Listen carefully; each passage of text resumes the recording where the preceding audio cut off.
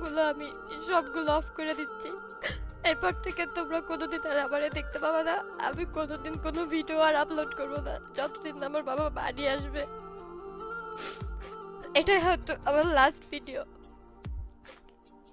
আমি শুধুমাত্র তোমাদের মনের কথাগুলো শেয়ার করলাম। আমি দিতে পারতেছি না ভাই, আমার কষ্ট হইতেছে।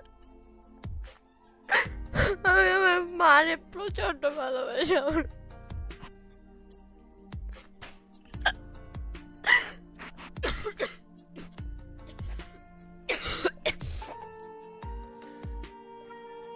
দ্যাটস ইট গাইস, এ পর্যন্তই।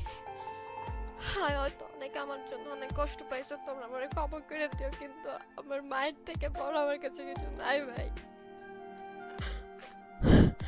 আল্লাহ হাফিজ।